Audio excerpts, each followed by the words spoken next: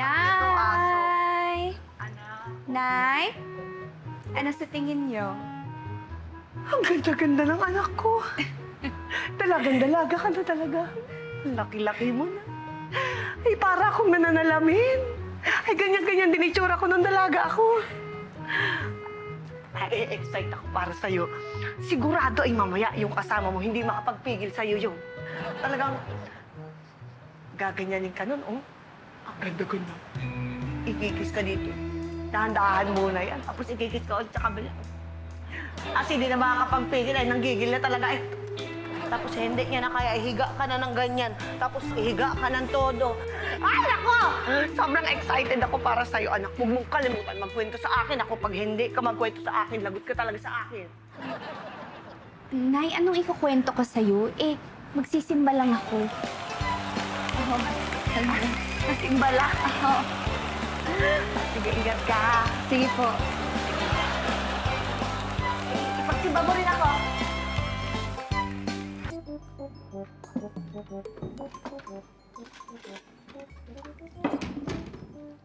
Oh, Dad! sakto dating mo. Ha? Nagluto kita ng favorite mo, Sisi. Ah, Kain na. Maya na ako kain. Ako eh. May pagod ako eh. Ako nga pagod na pagod. Eh, ba't ka ba pumasok? Di ba pag Friday, work from home kayo? Paano? Sa opisina, alam na, pabago-bago yun eh. Tsaka daming ginawa. Pagod na pagod ako. Oo, Wawa ka naman. grabe. Sobrang pagod mo yata, nakalimutan mo na rin mag-kiss. Ha? At hindi. Paano na ano?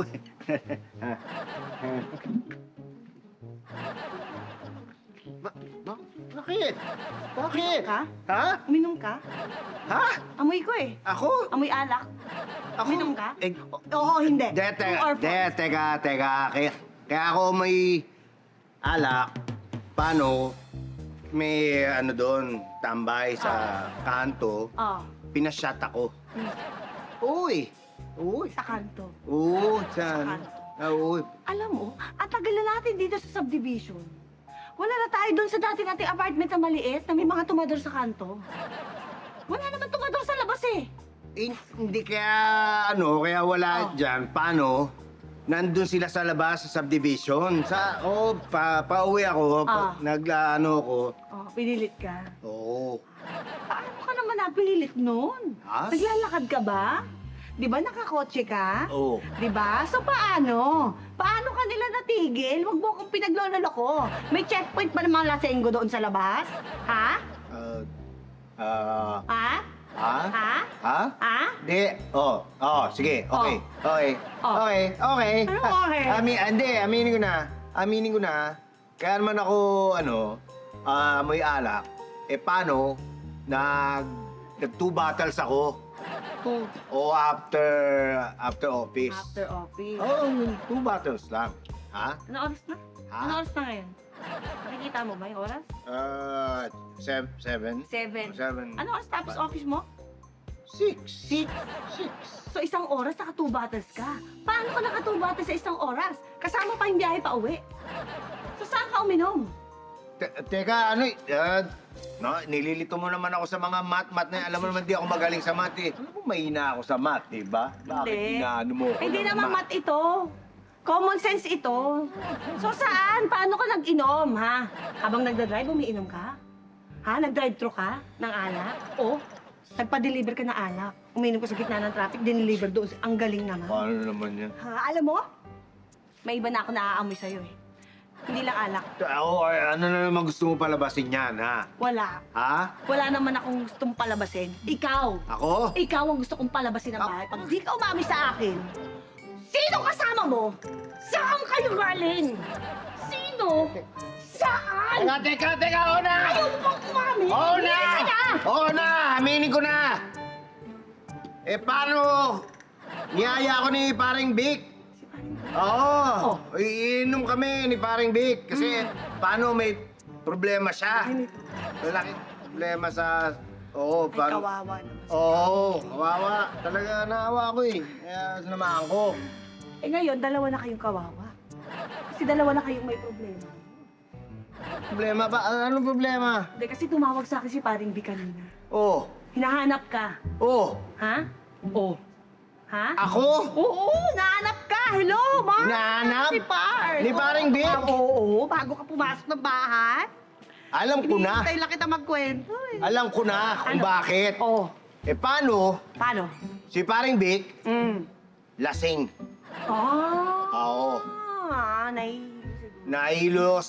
Oo. Teka, hoy. Ano yan? Ito, oh. Ha? Paano? Paano? Paano? Eh, paano? Di... One, Alis na ako. two, Teka. three! Eh, paano?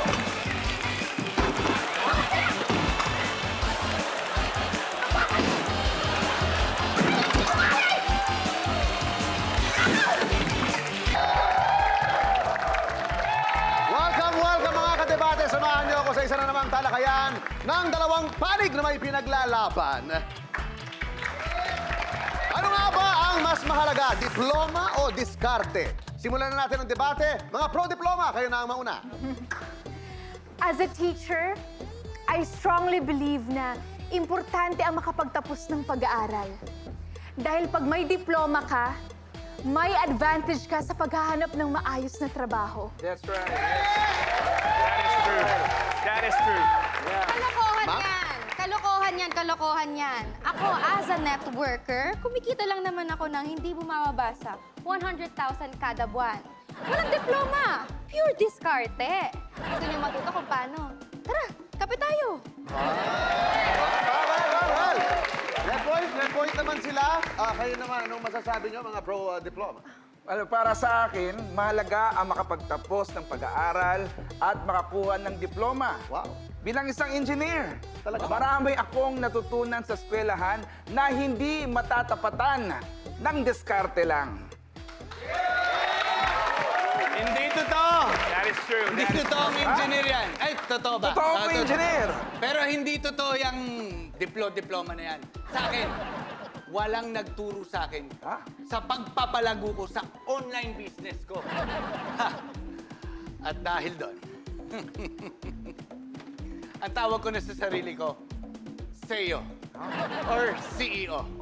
Kaya sa mga nanonood dyan, bumili na kayo ng sabon ko. Ayan, PM is the key. Mind nyo na.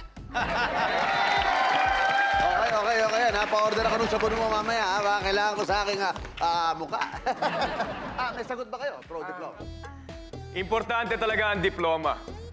Para sa akin, bilang doktor, ang ibig sabihin nito ay nakapagtapos ako sa isang field na nagbigay sa akin ng knowledge, skills, at expertise para makapagligtas ng buhay. That is right. Okay. Tama to, diploma! Anong masasabi ng diskarte? Well, diskarte pa din for the win. I am a C, as in content creator. And today, I'm gonna do a mukbang for y'all. And actually, Tigas Mukbang. you don't need a diploma to do this. And I'm so happy. Yeah. I'm so successful at earning a lot. More. I'm happy and I'm living life. Magaling. Ito, may diskarte na talaga siya. Diskarte lang! Diskarte lang! Wait, miss, okay ka lang? Okay ka lang? Okay ka lang ba? Ay, naku, tulong! Tulong! Kailangan natin tulong. Dok! Tulungan niyo kami, Dok! Ayan! Hindi na! Kaya nyo na yan! Diskarte lang, di ba?